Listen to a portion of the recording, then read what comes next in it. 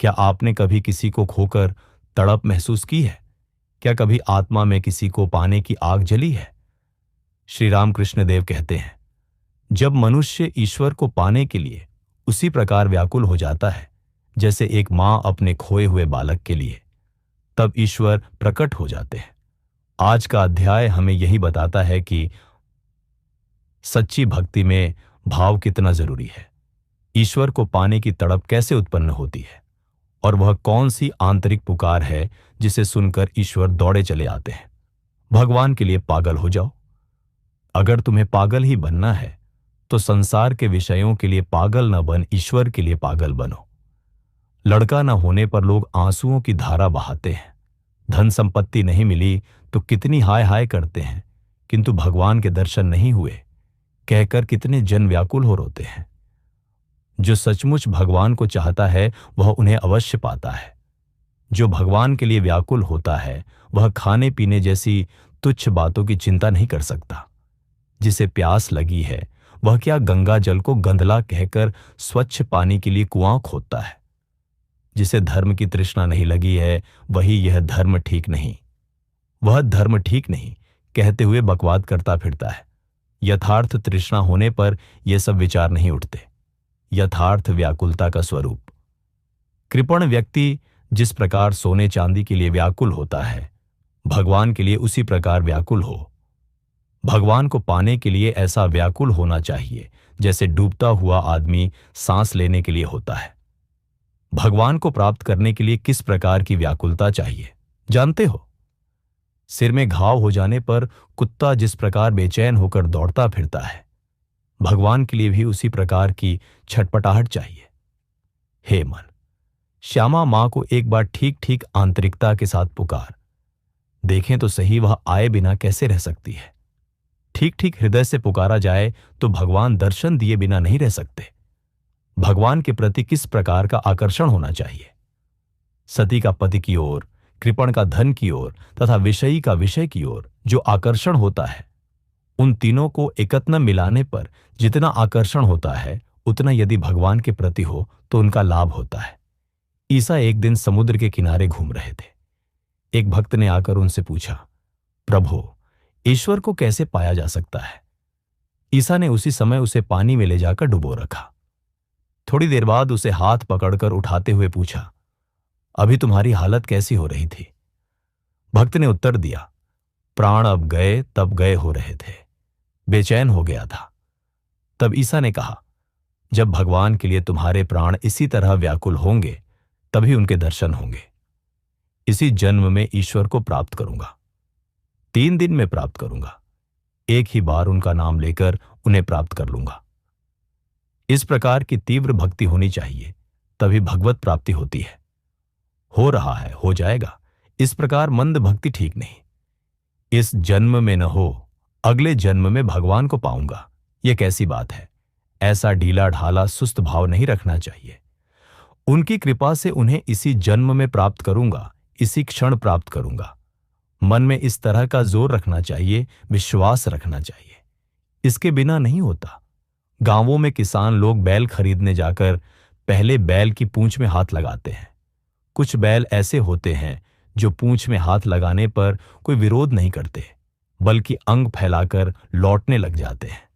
ऐसा देखते ही किसान लोग समझ जाते हैं कि ये बैल किसी काम के नहीं, और पूंछ में हाथ लगाते ही जो बैल तिल मिलाकर एकदम उछलने लगते हैं, उन्हें देखकर वे समझ जाते हैं कि ये खूब काम में आएंगे।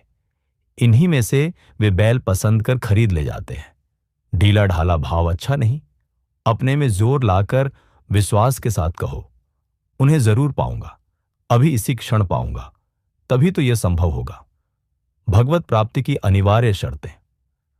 मायापाश से मुक्त होने के लिए हमें किस उपाय का अवलंबन करना चाहिए? मायापाश से छुटकारा पाने के लिए जो व्याकुल होता है उसे स्वयं भगवान ही उपाय बता देते हैं। इसलिए व्याकुलता ही आवश्यक है। किसी भक्त ने श्री रामकृष्ण से पूछा, किस उपाय से ईश्वर के दर्शन हों? श्री रामकृष्ण ने उत्तर दिया, क्या तुम उनके लिए व्याकुल होकर रो सकते हो? लोग, बाल बच्चे, औरत रुपए पैसे के लिए लौटा लौटा भर आंसू बहाते हैं, पर भगवान के लिए कौन रोता है? बच्चा जब तक चुसनी में भूला रहता है तब तक माँ रसोई या घर के अन्य कामकाज में लगी रहती है।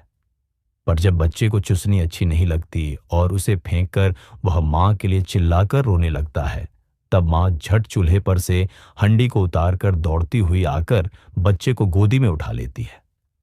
जिसे तीव्र व्याकुलता हो उसे शीघ्र ही भगवान के दर्शन होते हैं। इस कली युग में कोई यदि ईश्वर के लिए 3 दिन भी व्याकुल होकर रोए तो ईश्वर की कृपा से वह सिद्ध हो सकता है। चंदा मामा सभी बच्चों के मामा है। इसी तरह भगवान भी सभी के हैं। उन्हें पुकारने का सभी को अधिकार है। जो कोई उन्हें पुकारता है वह उनके दर्शन प्राप्त कर धन्य हो जाता है। यदि तुम उन्हें पुकारो तो तुम्हें भी उनके दर्शन होंगे। सच कहता हूं, जो ईश्वर को चाहता है वह उन्हें पाता है। यह सत्य है या नहीं स्वयं परख कर देखो। अधिक नहीं, सिर्फ 3 दिन ठीक ठीक करके देखो। जगत जननी के पास अचल भक्ति, दृढ़ विश्वास के लिए प्रार्थना करो।